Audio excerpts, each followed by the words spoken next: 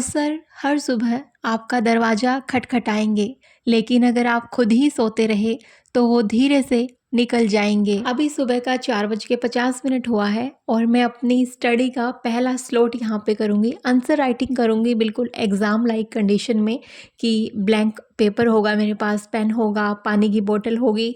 हाँ, एक चीज़ थोड़ा-सा अलग होगी, वो है ये फ़ोन वाला कैमरा, जो आप सबको रिकॉर्डिंग दिखाने के लिए है। स्टार्टिंग का जो पहला क्वेश्चन मैं लिखूँगी, वो थोड़ा-सा मैं रिकॉर्ड कर लूँगी, क्योंकि मुझे पता है मेरे वीडियो से आप लोगों को ढेर सारा मोटिवेशन मिलता है।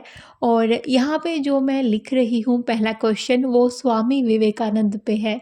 स्वामी विवेकानंद की मुझे बहुत सारी चीज़ें अच्छी लगती हैं, लेकिन एक चीज़ जो बहुत ही ज़्यादा छाप छोड़ती है हर किसी के जीवन में, और वो मैं आप सबके साथ शेयर ज़रूर करना चाहती हूँ। उनका जो नज़रिया था ना एजुकेशन को देखने का, बहुत अच्छा था कि एजुकेशन सिर्फ डिग्री या नौकरी के लिए नहीं है।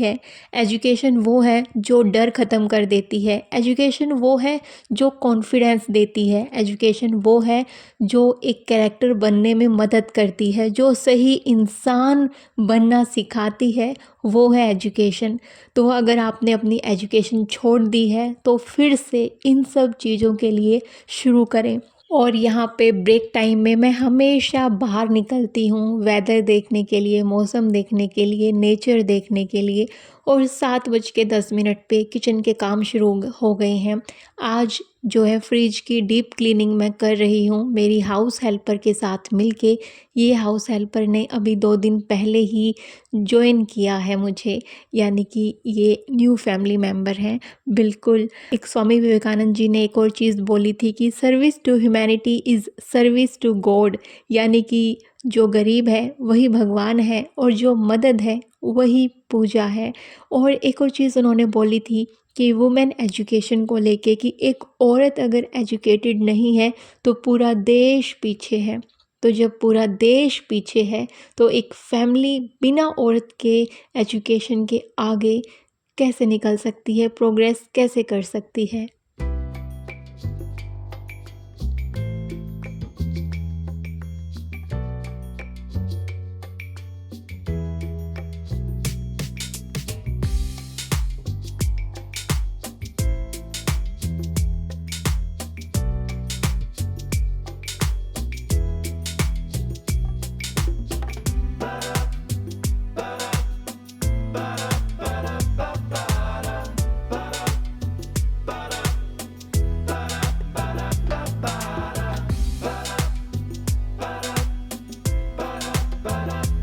और फाइनली फ्रिज के साफ़ होने के बाद मैं सारा सामान फ्रिज में रख दूँगी। ये जो यूटेंसिल्स वाली हेल्पर है, ये भी मुझे कल मिल गई और ये न्यू है अभी, इसलिए एक आधी चीज़ें मैं इनको बीच-बीच में बता रही थी।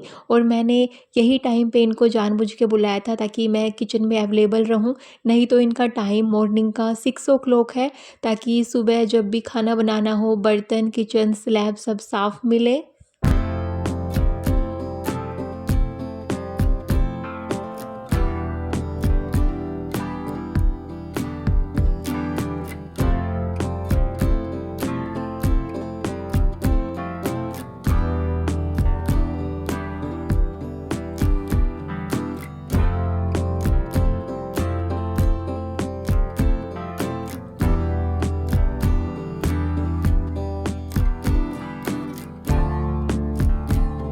और कल शाम को हस्बैंड शकरकंदी, खीरा, मूली, शलगम लाए थे, वो भी मैंने वेजिटेबल रैक में अच्छे से रख दिया यहाँ पे। और इस रैक पे आपको ये कोस्टर टेबल दिख रहा होगा, ये मुझे बहुत प्यारा लगता है।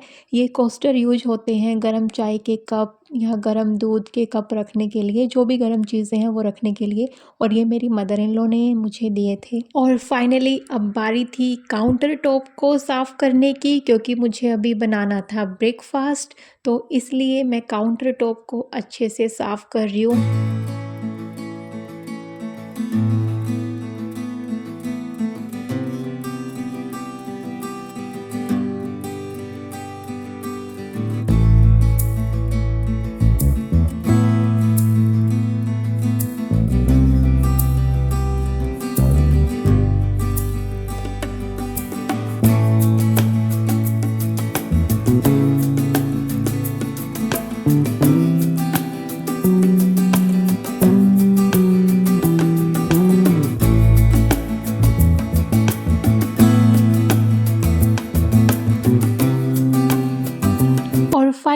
9:30 पे ब्रेकफास्ट तैयार है।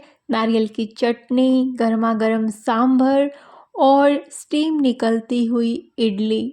बहुत ही टेस्टी लगता है ये वाला ब्रेकफास्ट करने के बाद हस्बैंड के स्नैक टिफ़िन के लिए मैंने मखाना को रोस्ट किया था, मूंगफली को रोस्ट किया था एयर फ्रायर में। ये वाला बहुत ही टेस्टी और हेल्दी स्नैक होता है।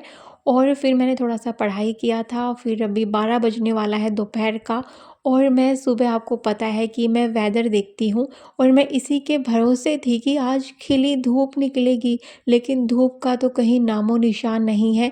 कभी कभी ये जो वेदर फोरकास्ट होता है ना, ऐसे गूगल पे, वो कभी कभी धोखा भी दे देता है।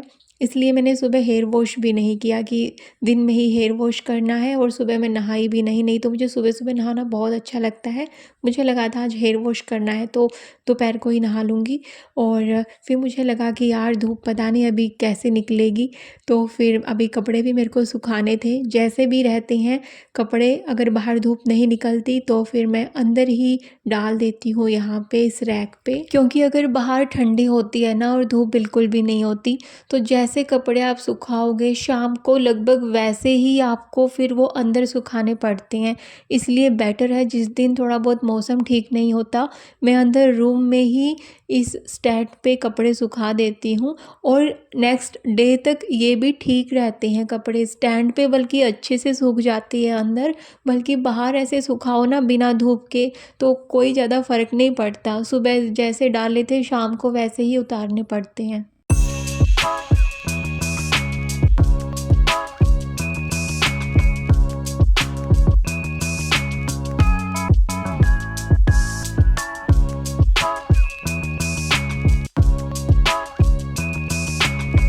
और जब मैं हेयर वॉश करके आई थी ना, मैंने देखा बाहर हल्की हल्की सी धूप है, तो मुझे लगा कि ड्रायर से बाल सुखाने से अच्छा है कि मैं हल्की धूप में बाल सुखा लूँ।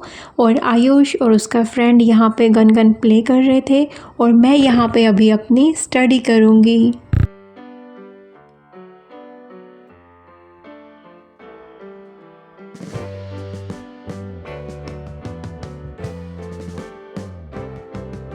Sitting in the basement apartment I rented with you,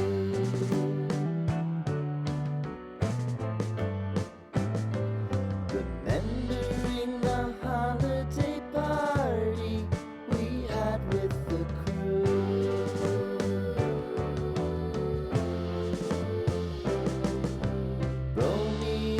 और 2 बजे के लगभग मैंने यहाँ पे बनाया था फादर इन लॉ के लिए लंच। उनके लिए राइस बनाए थे और सांभर था और साथ में कुछ सैलेड।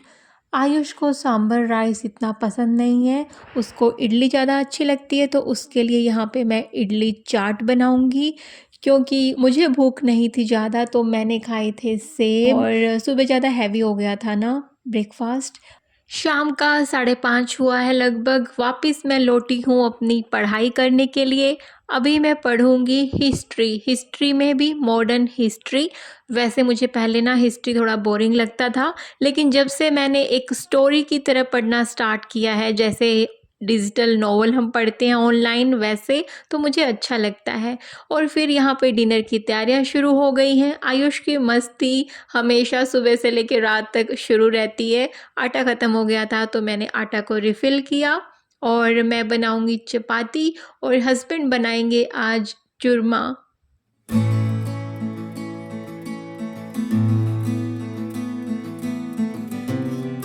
किसी ने मुझे सजेशन दिया था कमेंट सेक्शन में बहुत पहले कि आप रोटी तवे पे ही सेका करो, तो मैं कोशिश करती हूँ जब भी मेरे पास टाइम अच्छा खासा होता है तो फिर मैं तवे पे आराम आराम से रोटी बनाती हूँ। और मैंने ये चूरमे के लिए थोड़ी सी मोटी मोटी रोटी बनाई है, और गर्मा गर्म चूरमा मिलने वाला है आज, तो उस दिन मेरा एक्साइटमेंट अलग ही होता है जिस दिन हस्बैंड चूरमा बनाते हैं रात को।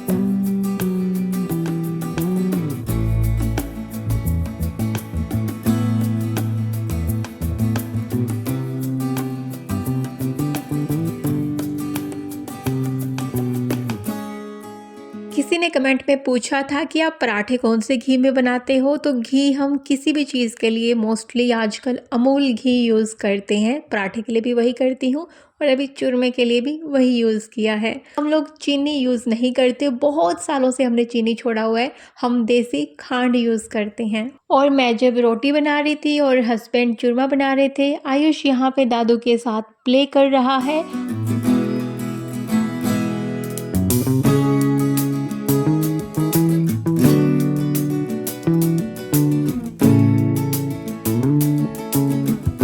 फाइनली चूरमा यहाँ पे रेडी था और आज भी चूरमा मैं ऐसे खाती हूँ लड्डू बना के। मुझे याद है जब हम छोटे थे ना, तो मेरी मम्मी ऐसे लास्ट में जो 1-2 रोटी होती थी ना, उनका चूरमा बनाती थी, मोस्टली बनाती थी बहुत बारी, और ऐसे ही हमें ना लड्डू बना के दिया करती थी। इससे थोड़ा-सा छोटे-छोटे उस टाइम पे देती थी क्योंकि हम थोड़ा छोटे खाते थे, अभी बड़े हो गए हैं तो थोड़ा-सा ये बड़ा लड्डू खाते हैं। बट मुझे चूरमा ऐसे ही पसंद है, लड्डू बना के खाना ना, वो बचपन की यादें ताज़ा हो जाती हैं। और सिर्फ खाना ज़रूरी नहीं है, हेल्थ का ध्यान रखना भी ज़रूरी है। दिन में जब कभी भी टाइम मिलता है ना, चाहे कितना ही सर्दी हो, मैं किसी न किसी बहाने से वॉक करने के लिए ज़रूर निकल जाती हूँ। एक तो हमारी कॉलोनी इतनी अच्छी है ना, यहाँ पे इतना पेड़ पौधे सब कुछ बहुत अच्छा लगता है। जब भी मैं बाहर निकलती हूँ ना, आप कॉलोनी का एक लुक देख सकते हो, अभी बहुत ही सुंदर लगता है जब यहाँ से हम गुजरते हैं। तो मैं वॉक करती हूँ डेली, चाहे मैं थोड़े टाइम के लिए करूँ। और साथ ही साथ मैं दिखा रही हूँ कि मैं आज क्या लेके आई थी। पहले मुझे लग रहा था यार ये बहुत महंगा है, फिर कमा रही हूँ तो फिर ले लेते हैं ना यार।